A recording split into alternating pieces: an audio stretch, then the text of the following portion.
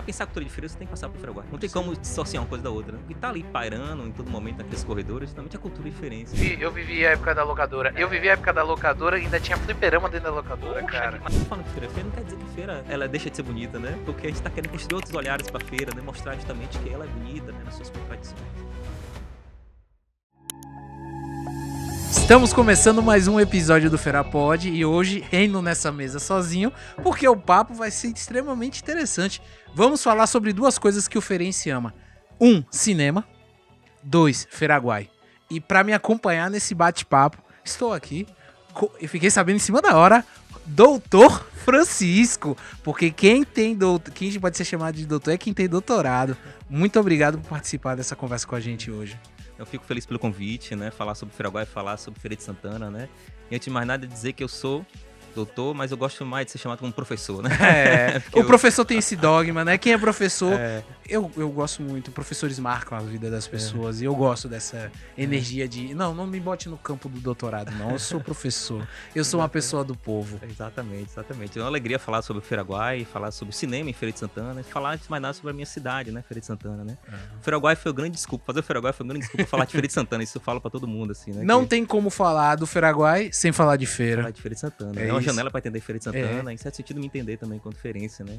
Francisco, antes da gente começar a falar sobre o filme, vamos falar sobre a pessoa que está por trás. Sim. Antes do CNPJ existe um CPF e é interessante saber. Você tava me falando, fiquei sabendo aqui em cima da hora que você é doutor, mas não só doutor, você é professor da onde? Da UFRB, né? Da UFRB. Do curso de cinema de Cachoeira. Né? Daqui de Cachoeira. E se Diego tivesse aqui, ele ia se deleitar, porque que já viveu a UFRB de Cachoeira ama isso. Sim. E é muito legal saber que eu tô falando com um professor, então a gente não tá falando só da prática, de pessoas que saíram na prática, estamos falando de um acadêmico. Me fala um pouquinho mais sobre a sua formação. Eu sou feirense antes de mais nada, né? Isso. Fiz meus estudos aqui em Feira, né? Até o colegial, depois saí pra estudar, né? Em Salvador, com muita vontade de fazer cinema, né? A minha cinefilia, a vontade de fazer cinema vem muito pela cinefilia, né? Aqui em Feira de Santana. Então eu vivi foi aquela geração que ia pegar filme na Zorro Video, né? Morava perto da Zorro Video, eu peguei muito filme na Zorro Video. Peguei filme não sei se você se lembra da Vida ao Rei, né? Que ficava ali perto de João Paulo. Acho que essa aí eu não lembro, mas Zorro, era daquela Zorro geração da cultura das locadoras, né? Então a locadora tem um papel muito importante na formação, né? Tem um debate que a gente pode fazer depois. Eu vivi a época da locadora. Eu vivi a época da locadora e ainda tinha fliperama dentro da locadora, cara. Mas qual foi? Mas é porque eu sou paulista. Sim. Nessa época... Dizer, nossa, eu faltou conhecer essa daí. Aqui, a cultura daqui de feira minha já é uma conexão com o Feraguai. Já foi a época do DVD. Sim. Então foi quando popularizou o DVD e você comprava muito DVD, o bom e velho pirata. E aí, mas em São Paulo eu vivi de locadora mesmo. Tanto pra videogame, tanto pra filme, que eu nunca esqueço, pra você, que tem a minha idade, o diretor não vai saber. Na minha época, a capa que mais me marcou foi a capa do Jurassic Park. Poxa, você lembra o acabamento daquela capa? Me lembro. Mas isso era pro que VHS. Era relevo, né? Relevo, né? Era uma coisa como se fosse um fóssil.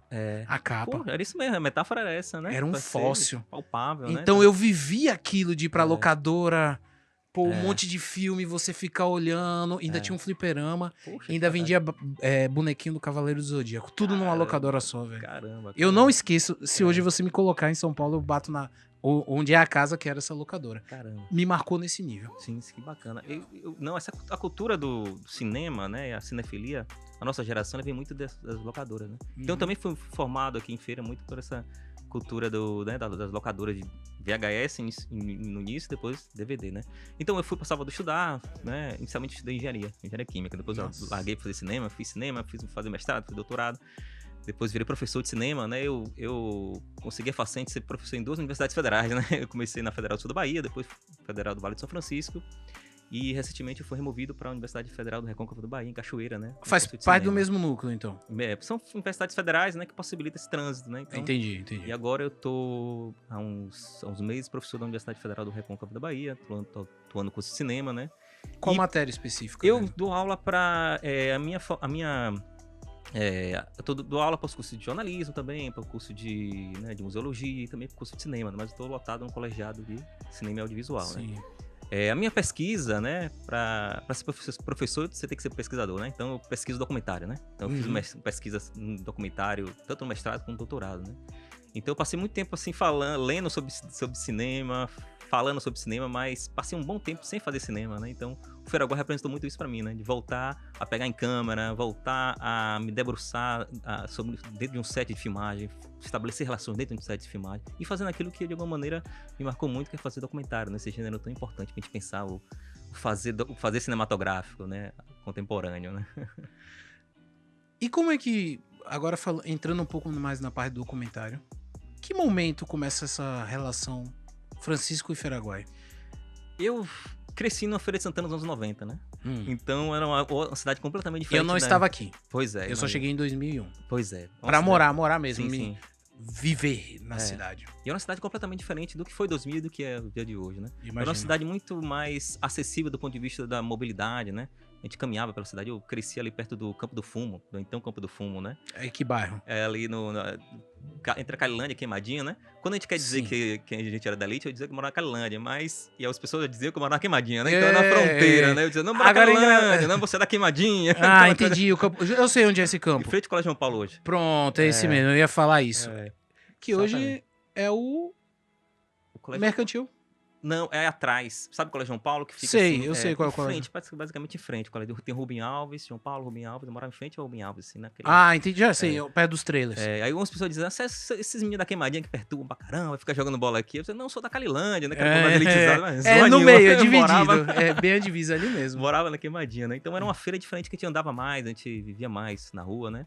E eu peguei muito o Feraguai ali onde era o mercado de arte, né? Porque a história do Feraguai é a história de uma mudança, né? Do mercado de arte ali, onde era o mercado de arte nas ruas secundárias, depois passou para a Praça Médici, onde é atual, né? Então eu peguei muito o momento em que o Feraguai funcionava ali, vendia os produtos, né? Até então piratas, vendia aquelas arminhas de espoleta, não sei se você lembra, tinha foto de Rambo na frente, cara, né? Você podia até botar disso. essa imagem do Rambo. Era uma arminha que era de espoleta, era um 38zinho, e você colocava espoleta. Comprava, a gente já brincou muito com aquilo. Eu saía andando de lá de casa para comprar aquilo, né? Gastava acho que é 5 reais, na época do real já tava acontecendo, né? E aí tinha essa arma de espoleta que era de plástico e ainda tinha uma que eu não sei como o governo deixava vender isso, que era de metal, né? Nossa, mãe! Você se lembra? Lembro. Que era pequenininha assim. Era mais cara, ela era mais cara. De metal. Eu falei, nossa, que outros tempos, né? É o tempo que eu penso assim...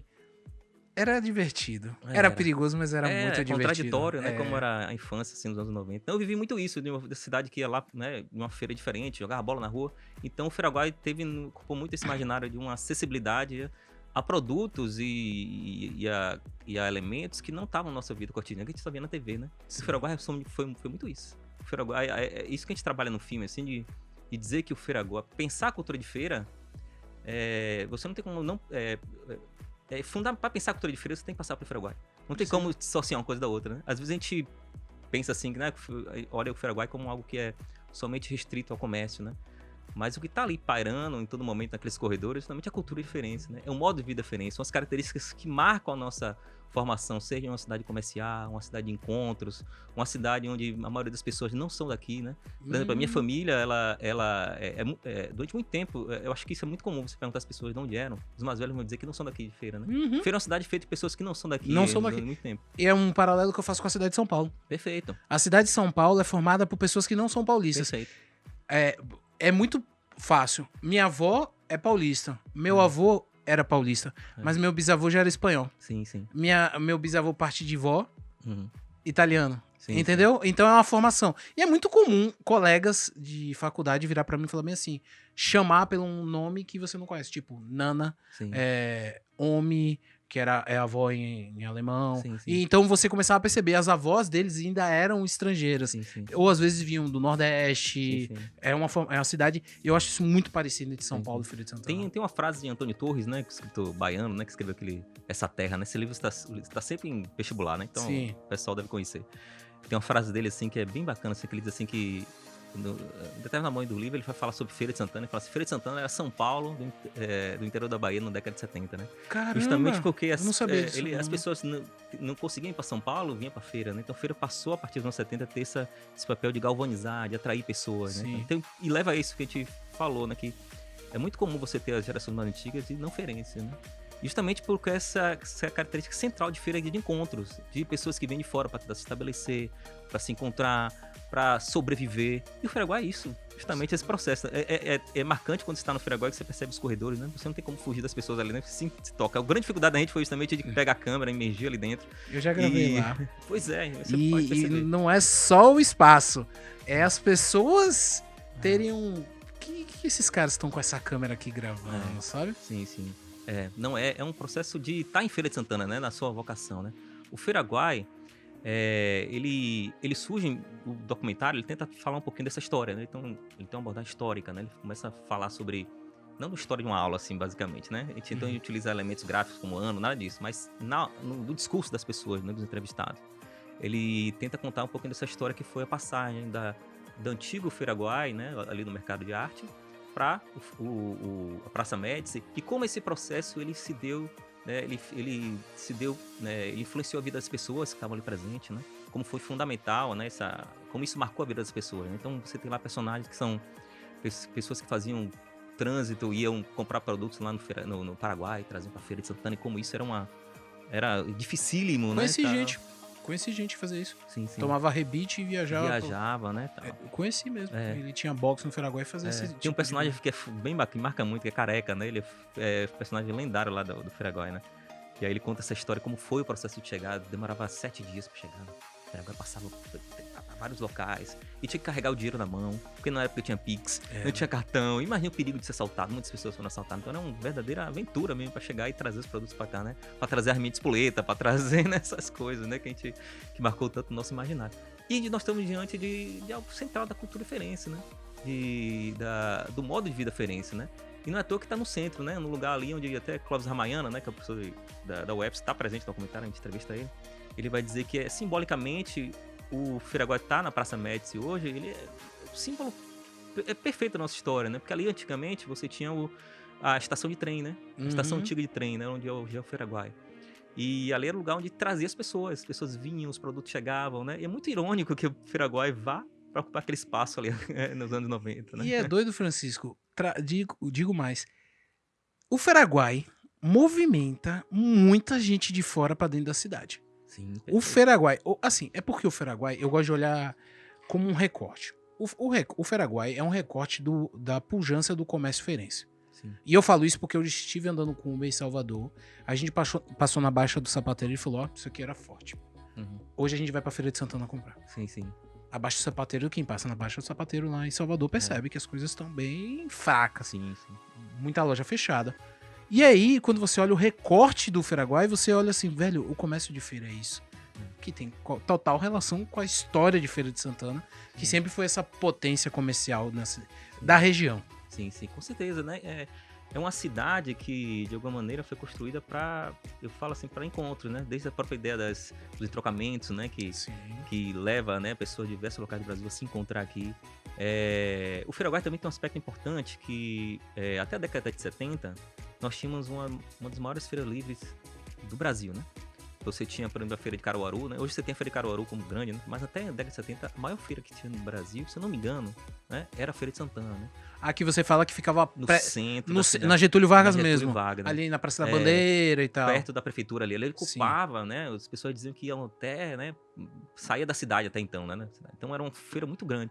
Então, a partir dos anos 70, houve uma política de higienização da cidade, né?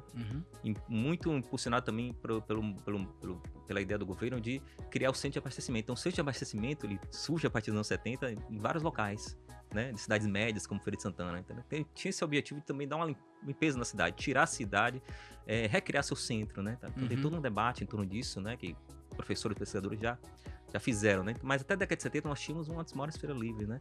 E era espaço onde as pessoas vinham para vender fruta, para vender verdura, para vender, né, caça, tudo, né, dos seus produtos. A partir dos anos 70, essa feira foi extinta, né, e ela foi deslocada para o centro de abastecimento. Então aí nós podemos pensar que nós temos um monte de pessoas que ficaram órfãs, né, de seu espaço, né, do seu centro, né, então. Isso. E aí a gente trabalha com essa ideia de que isso como uma tese, né, digamos assim, né, a coisa acadêmica, né. O documentário ele carrega uma certa tese, né, na pesquisa, né, que levou a gente que era a gente pensar o Feiraguai como esse herdeiro dessa feira tradicional, né? Muito embora a gente pode debater isso, se de fato não foi, mas a gente trabalhava com essa ideia de que o Feiraguai, ele é remanescente dessa feira tradicional, né? Então, nela, tá os aspectos fundamentais, né, da nossa formação enquanto uma cidade que se baseou na troca, no encontro, que isso tudo é possibilitado pela feira, né? Então o Feiraguai, ele é a remanescência dessa daí, assim como outras feiras. E por que o Feiraguai é o principal? Porque o Feiraguai ocupa esse imaginário, passou a ocupar esse imaginário da nossa cidade. Até como uma das falas de uma Bernadette, né, uma Soares, que é uma das entrevistadas, ela fala assim que o Feiraguai, ele reinventa Feira de Santana, né, o centro de Feira de Santana. E eu posso falar para vocês, sem sombra de dúvida, se a gente chegar para qualquer pessoa no Brasil e falar Feira de Santana, as pessoas vão associar o Feiraguai. Ou até associam mais o Feiraguai, associa Feira de Santana ao Feiraguai, né? O Feiraguai, ele ocupa esse imaginário, tanto quanto a cidade, Feira de Santana, né? Então, hoje, sem dúvida nenhuma. Falo isso pela receptividade do filme no Brasil, em outros locais. Então, as pessoas... o Feiraguai tá nesse imaginário. Muito embora a gente já tenha, por exemplo, outras feiras, tal como o Feiraguai, maiores, entendeu? Em outros locais. Mas o Feiraguai, ele tá com esse imaginário. E eu comento, Francisco, com algumas pessoas, eu falo, velho, o Feiraguai tem uma coisa que ao mesmo tempo é insuportável, outra coisa maravilhosa. As ruas apertadas. Sim. Aquela coisa apertada, você tá passando. Quem já teve oportunidade na Santa Efigênia, né? Eu costumo comentar. Santa Efigênia é um Feiraguai muito maior. Mas só que o Feiraguai tem aquela questão, as ruas apertadas. Você vai passando, você olha pra um lado, tem uma coisa, tem outra. E aquele comércio pujante, muita coisa acontecendo ao redor. Ao mesmo tempo você fala, velho, isso aqui é uma loucura. Você chega sábado, pior trânsito da cidade é as ruas adjacentes ao Feiraguai. Por causa de toda essa magia que tem, como você falou. A gente já teve a oportunidade de chegar em locais, quando a gente fala Feira de Santana, a pessoa associar o Feiraguai. Com certeza. Tá no imaginário do Brasil, né? Então falar do Feiraguai é falar da cultura feirense, né? Do seu modo de vida, das suas características. E por que é tão marcante o Feiraguai? Porque o Feiraguai carrega a lógica da feira livre. É diferente de outros locais que vendem produtos, né, tecnológicos e mais roupas, né? Mas a lógica por trás dali tá da feira livre. A mesma feira que a gente vê na Estação Nova, né? Na feirinha, tá ali presente, só que com outros tipos de produtos. E isso que faz do Feiraguai é algo fundamental pra gente entender Feira de Santana, entendeu? E é isso que tava na nossa cabeça, assim. Eu passei muito tempo fora, né? Como eu falei, né? Então, meu retorno pra Feira de Santana, aos 3 anos, eu tava querendo me entender enquanto feirense, né? Falando, nossa, o que é que eu preciso me entender com diferença, entender essa cidade, né? Uma cidade que a gente ama e odeia, né? Assim como todo feirense, eu saí de feira odiando Feira de Santana. Quero nunca mais voltar, quero rodar o mundo e nunca mais voltar a Feira de Santana. Entretanto, o destino, né, me fez casar com a feirense em um lugar que nem era em Feira de Santana. Casei com a feirense, rodamos a Bahia de norte, extremo sul ao extremo norte e voltamos para Feira de Santana, né? Então... Chegou a hora das vagas EL desta semana. A primeira vaga de hoje é para técnico em informática ou sistemas de informação. Essa vaga é para a cidade de Feira de Santana. A remuneração é de R$ 700, mais R$ 100 em auxílio transporte. A carga horária são de 30 horas semanais de segunda a sexta. A segunda vaga de hoje é para o curso de administração. Essa vaga é para a cidade de Cruz das Almas. A remuneração é de R$ 540. O auxílio transporte é fornecido pela empresa. A carga horária são de 20 horas semanais de segunda a sexta. A terceira vaga de hoje é para técnico em gestão da qualidade e meio ambiente. Essa vaga é para a cidade de Feira de Santana. A remuneração é de R$ 830, mais R$ 10,30 de auxílio transporte por dia estagiado. O vale alimentação é de R$ 316,50. A carga horária são de 30 horas semanais, de segunda a sexta. A quarta vaga de hoje é para administração / logística. Essa vaga é para o município de Santo Antônio de Jesus. A remuneração é de R$ 1.000, mais R$ 100 em auxílio transporte. A carga horária são de 30 horas semanais, de segunda a sexta. A quinta vaga de hoje é para técnico em administração. Essa vaga é para a cidade de Feira de Santana. A remuneração é de R$ 600, mais R$ 5,40 por dia estagiado. A carga horária são de 30 horas semanais, de segunda a sexta. A sexta vaga de hoje é para o curso de administração. Essa vaga também é para a cidade de Feira de Santana. A remuneração R$ 750, mais R$ 220 de auxílio transporte. A carga horária são de 30 horas semanais, de segunda a sexta. E para você que quer obter mais informações sobre essas e outras vagas, acesse yelbahia.com.br. Link na descrição ou QR Code na tela. Foi aquela coisa de China, então a gente tinha que revisitar a Feira de Santana sobre seus arquétipos, né, sobre sua força. E o Feiraguai é fundamental para isso. Você falou dessa história de amar e odiar a feira. É a que eu costumo falar com o pessoal. Feira, ao mesmo tempo que é a segunda maior cidade, tem uma mente de província tão Sim. grande por estar tão próximo de Salvador. Sim, sim. E aí cria essas relações que você fala, pô, a cidade precisava explodir, crescer, ter seu protagonismo, mas eu acho que essa leitura de oferência e a cidade precisa se identificar e se entender Sim, faz sim. parte do processo. E aí, qual foi o momento que você chegou e olhou, vou transformar isso em um filme / documentário? Isso vem assim, desse meu retorno, né? Eu, nessa época, quando eu comecei a esboçar a ideia do documentário, eu ainda estava morando em Petrolina. Eu morava em Sim. Petrolina, dava aula na Federal do Vale de São Francisco. E aí eu, com vontade já de entender feira, então eu decidi, falei, vamos fazer um projeto, né, para tentar captar recurso, né, para poder fazer o filme. E tal como tudo, como o cinema no Brasil, demora muito, né? Então, Imagino. tivemos as políticas públicas de incentivo que possibilitou a gente captar o recurso para poder fazer o filme. E quando nós filmamos, nós já estávamos aqui em Feira, eu já estava aqui em Feira, né? Eu moro ali perto do Feiraguai, Mochila, né? Então, Sim. sempre transitando por ali, né? Sempre passando por ali, sempre vendo as características de feira. Chegando lá, vendo, por exemplo, os chineses, né? Tal, como... A chegada dos chineses. Como isso muda também essa percepção da cidade, né? E aí nós fizemos um projeto, fizemos inicialmente uma pesquisa, né? Porque o documentário, ele funciona um pouco como uma pesquisa, né? Você objetiva, tem um objeto, pesquisa, depois você vai, faz as questões ali que vai estar... faz um roteiro de documentário é diferente do roteiro de ficção, né? Sim. Ele tem umas peculiaridades, mas é basicamente o projeto. Fizemos esse projeto, definimos pessoas que poderiam, né? Que seriam entrevistados, e aí fui utilizando a lógica de uma pessoa levando a outra, né? Inicialmente falei com a Vanfs, né, que é a associação, né? Sim, que muito organiza, importante. Muito importante. Me ajudaram Modificou muito o Feiraguai. Criaram uma instituição do Feiraguai, né? Virou negócio. E criaram uma instituição que, de alguma maneira, buscou recursos, né? Eles me ajudaram também nesse processo de apresentar as pessoas, né? Foi muito bacana a Vanfs. E não faz nada lá dentro sem eles, né? Com certeza, Sandro, né? Agradecer a Sandro que fez a... Sandro Nativo, que já veio aqui no Feirapod, ele já contou a história do Feiraguai aqui um pouco. Perfeito. Me ajudou muito, né? O pessoal de lá, a Karine também, que agora também tá atuando muito lá. E aí eu pude ficar um tempo lá, selecionando essas pessoas, escolhendo um, né? Um foi levando o outro. Eu utilizei muito essa lógica de um personagem levando ao outro. Eu podia, por exemplo, escolher outra metodologia. Eu poderia ficar parado lá e esperar as pessoas virem. Eu poderia escolher pessoas por fazer cortes faixa etária, não, mas como ali era uma feira, eu pensei que é um espaço muito oral, né?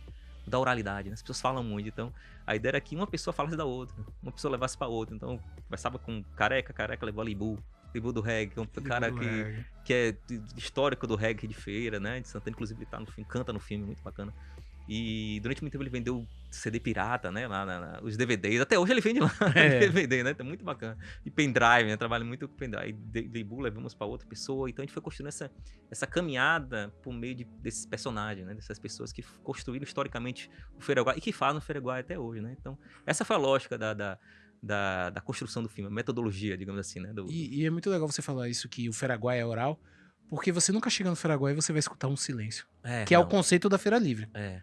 Você vai ver a pessoa gritando, falando alguma coisa, as pessoas conversando. Tem muito sim, mesmo desse aspecto. Exatamente, é oral. Então era um filme que tinha que ser oral. As pessoas tinham que falar, gesticular. Então, teve uma fala sobre o filme que me marcou muito, assim, que alguém falou assim, o filme, ele não é tão cinematográfico, né? Eu adorei isso, né? Porque justamente estava dentro do princípio do filme que não era ser cinema, né? Mas também não ser tão cinematográfico, né? Que ele pudesse carregar elementos do vídeo, né, da internet, né, dos vídeos, né, feito para a internet, que ele pudesse carregar essas características, que ele não só fosse um filme assim que pudesse ser visto somente como um documentário tradicional, muito embora ele trabalhe com aquilo que tipo, é chamado cabeças falantes, né, na teoria do documentário, que tipo de documentário você enquadra, estabiliza o plano e a pessoa fala, né, tipo assim, foto aqui, tô filmando você, cabeça falante, tipo assim, né, ele é um documentário tradicional, né, mas ao relacionar essas vozes, ao relacionar essas imagens, essas sequências, ele tenta burlar um pouquinho e trazer esse aspecto tão fundamental da feira, que é um espaço muito ruidoso, onde as coisas atrapalham um ao outro, né? E que constrói essa ideia de que a feira é viva, né? A feira tá viva. Francisco, se você fosse resumir, o que o documentário fala sobre o Feiraguai? É a famosa sinopse. A sinopse. Ele conta a história das pessoas, né, que fizeram o Feiraguai, né?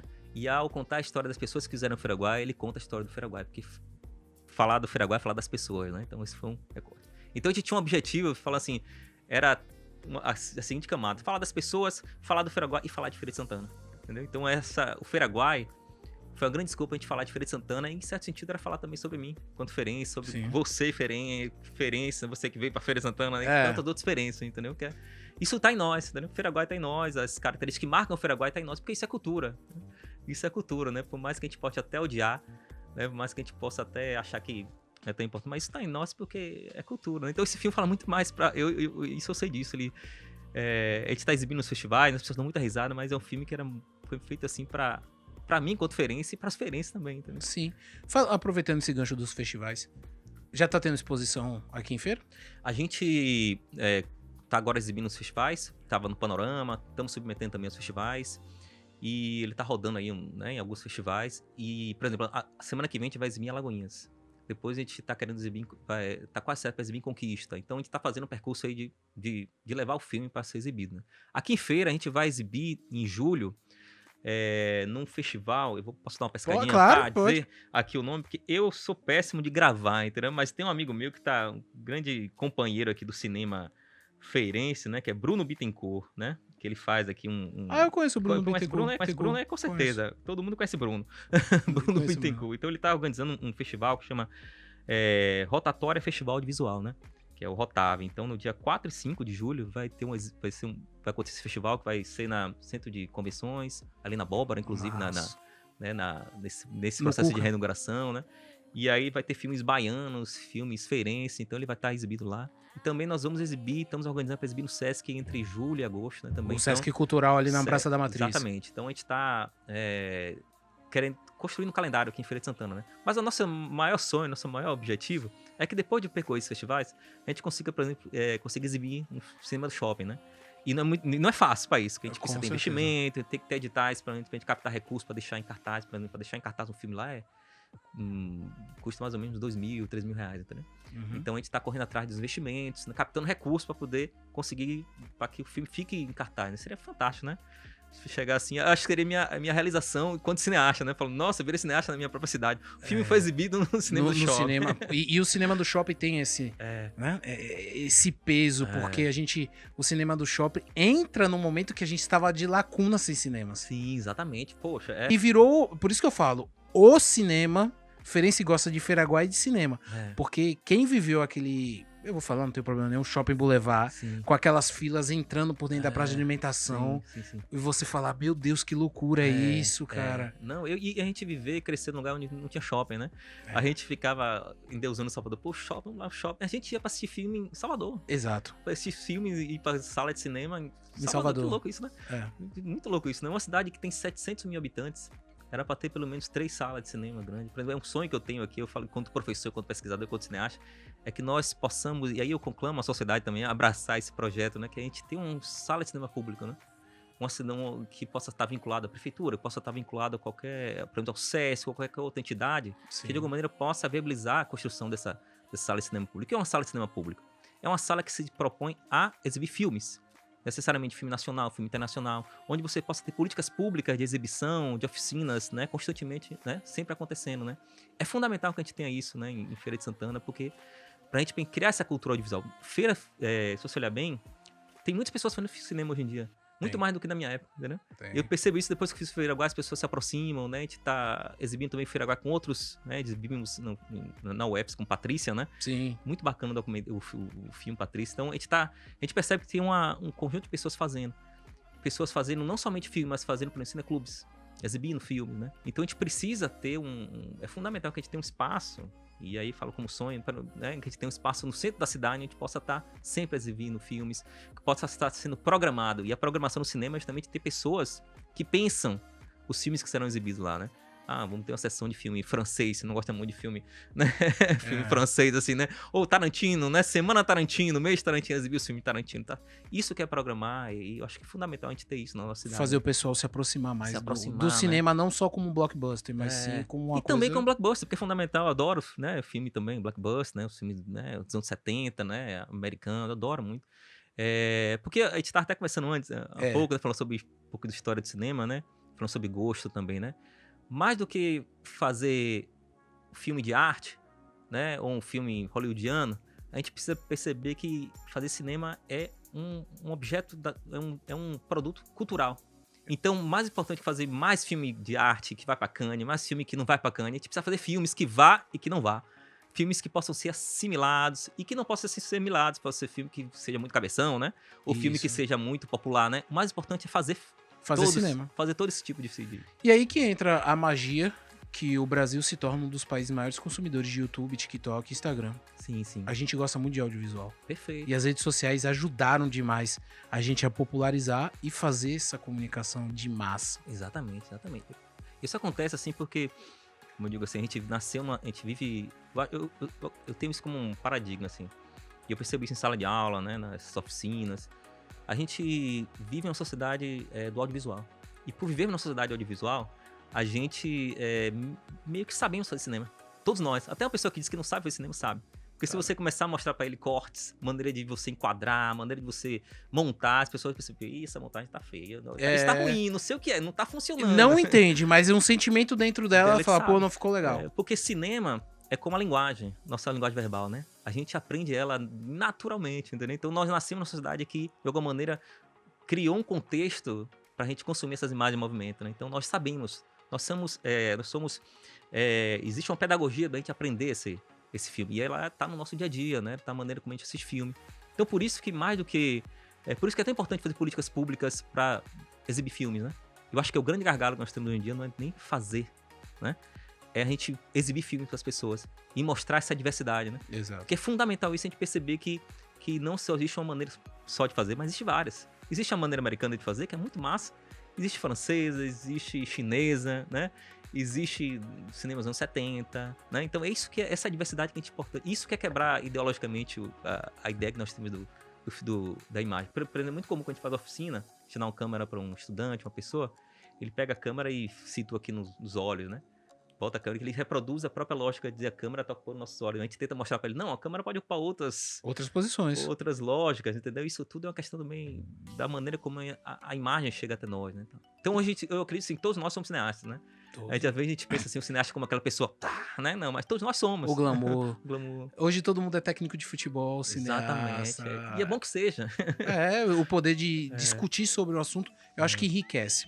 Francisco, quanto tempo você demorou pra fazer as gravações do Feraguai? Ela teve a pesquisa que durou 2 meses antes, né? Filme, 2 meses de entrevistas prévias, né? A gente utilizou a lógica de entrevistas prévias, né? Porque pra saber mais ou menos como é que a pessoa se comporta, né? Sim. Saber quem é quem, se ele prefere ser entrevistado sentado, em pé, se ele anda, né? Então fizemos 2 meses de contato com essas pessoas e filmamos durante 4 dias.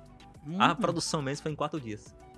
Entrou no Feraguai, sabíamos as pessoas que ia fazer, sabíamos o plano onde elas ficariam enquadradas. Então foi 4 dias para filmar as pessoas que a gente havia planejado e filmar aquelas pessoas também que a gente não planejou, né? Sim. Muitas das coisas também não foi planejado, né? Encontrou aquela pessoa, uma pessoa que queria aparecer, que queria dar entrevista. Então foi 4 dias assim, porque foi muito mais... A pré-produção foi muito bem feita, assim, né? Então aí a produção... Foi rapidinho, né? A pós-produção durou uns 4 meses, né?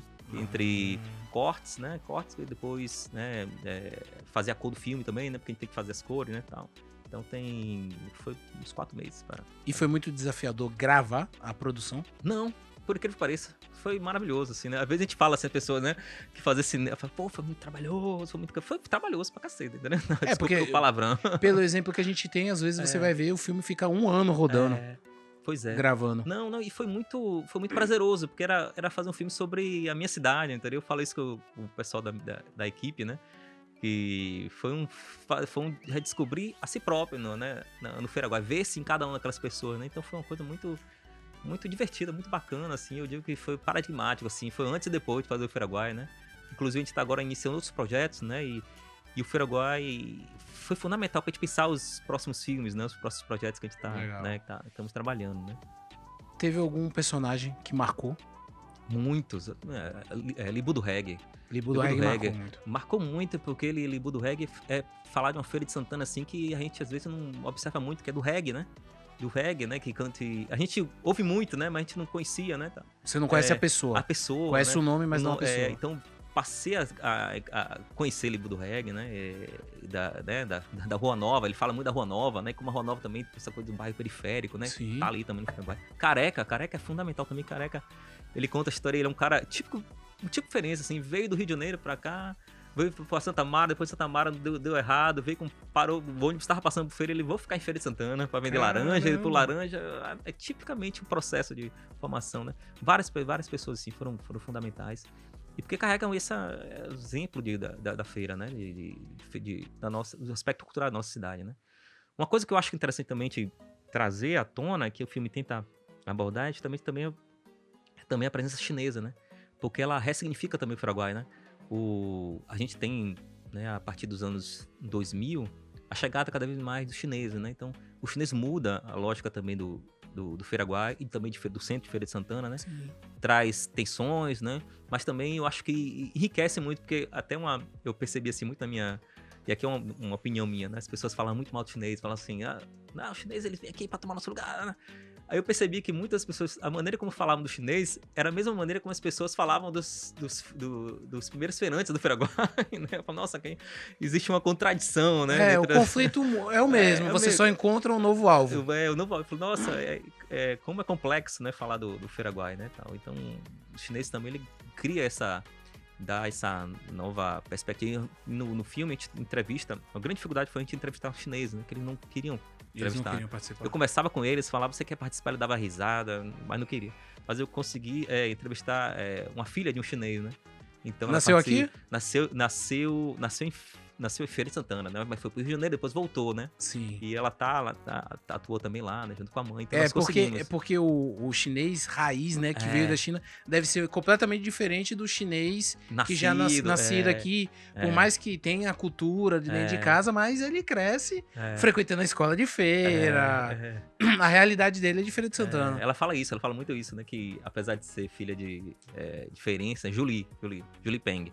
Ela fala assim que apesar de ser feirense, de ter, né? Ela vive nesse meio termo, né? Tal, de ser feirense, de ser visto como chinês, como brasileiro, né? Pros brasileiros ela é chinesa, pros chineses ela é brasileira. É bem feira. Eu tinha um colega na faculdade, eu adorava esse cara, coreano. Sim. E os pais deles eram coreanos, a mesma história, né? Coreano veio, ficou no Bom Retiro, em São Paulo, trabalha com roupa. E aí o nome dele era Josué Lee.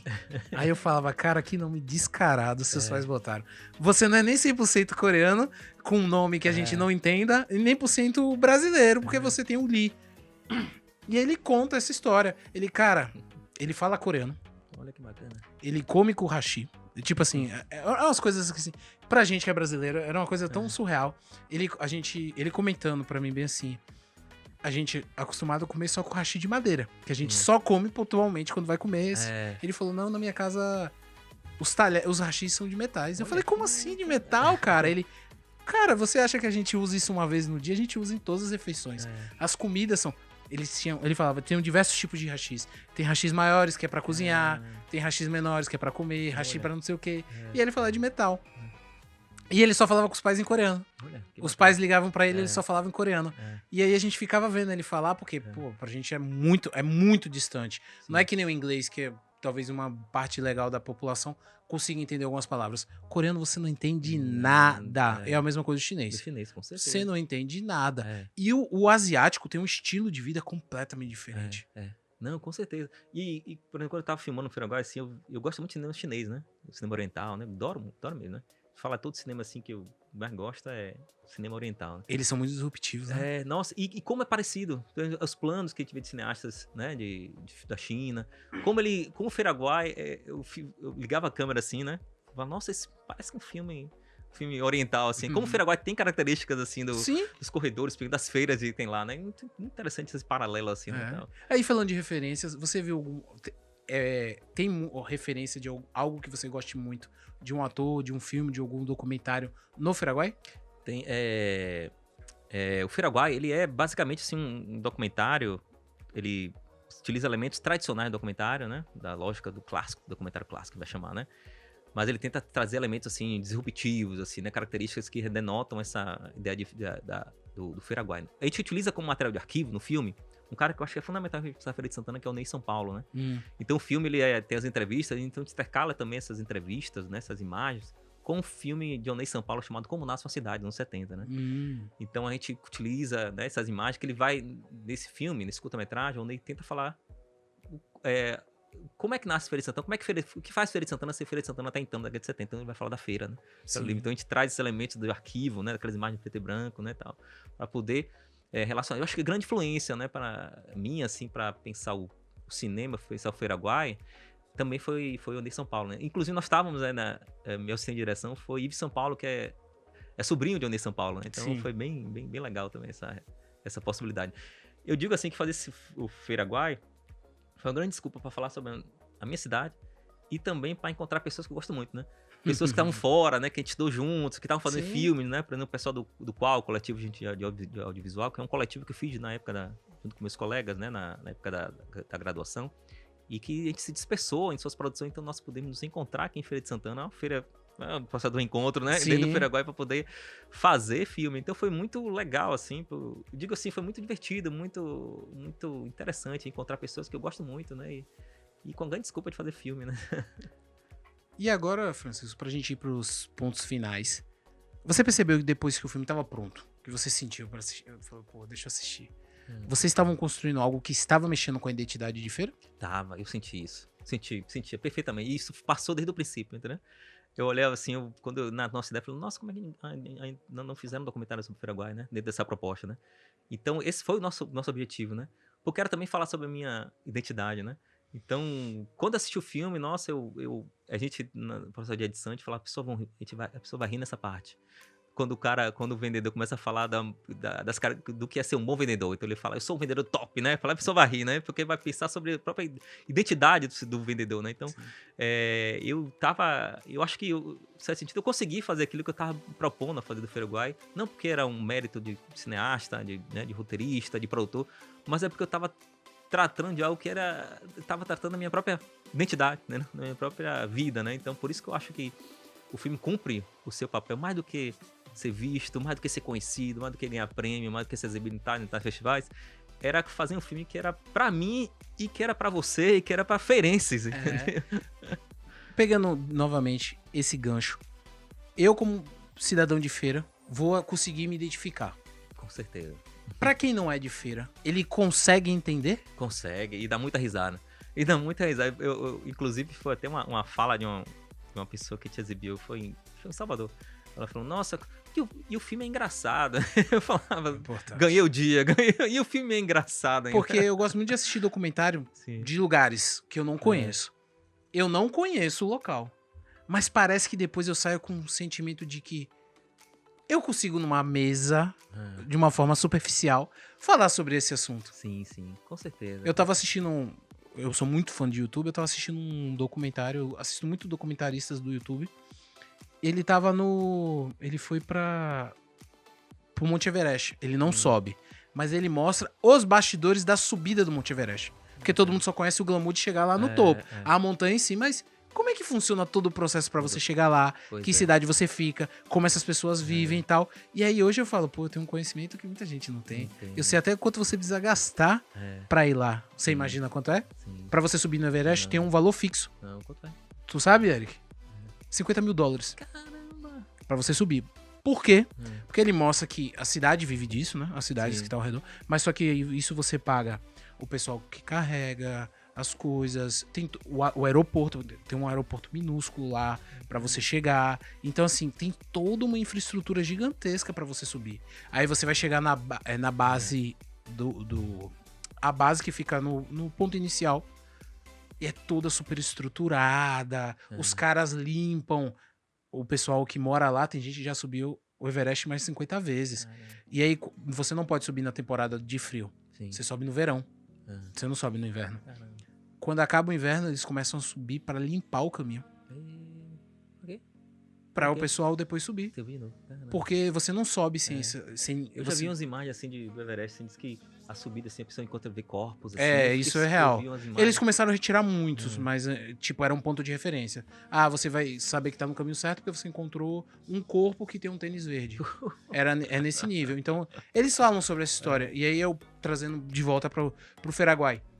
É isso. Eu tô de fora, eu não conheço feira, eu nunca ouvi falar do Feiraguai, quero assistir um documentário. Sim. Pô, eu vou entender um pouco mais sobre a nossa cidade, vou entender um pouco mais sobre o comércio da nossa cidade, e eu vou conseguir entender a importância do Feiraguai. Sim, tem um personagem, inclusive, que ele sintetiza isso, diz assim, no meio do filme, ele diz assim, Não tem como vir pra Feira de Santana e dizer que conheceu sem passar no Feraguai. Então a gente tenta trazer isso do filme. Eu acho isso extremamente importante. Seu Gilson. Seu Gilson. Pra finalizar, pra eu encontrar o filme Feraguai, Nós estamos passando pelos festivais, né? Rodando aí os festivais e vamos trazer o filme para Feira de Santana para ser exibido nesse festival, né? Que vai acontecer agora em julho. A gente vai colocar os links direitinho no Sesc, vamos exibir também. Estamos planejando mais 2 exibições ao longo do ano aqui. sim. E ano que vem, a nossa luta, nosso objetivo é que o filme esteja de fato em cartaz, assim, tal como o filme de Tarantino, tal Pra como todo os mundo filmes de assistir. blockbuster ali no shopping. Então, shopping, por favor, Me deu uma me oportunidade. dê a oportunidade. Fazer algo legal. E tem como esse documentário um dia virar um filme? Uma ficção. Uma ficção, né? Tem, isso é nosso objetivo agora, nosso projeto agora que nós estamos escrevendo, né? Porque fazer cinema no Brasil, a gente precisa fazer um projeto, né? Fazer o roteiro, temos roteiro, né?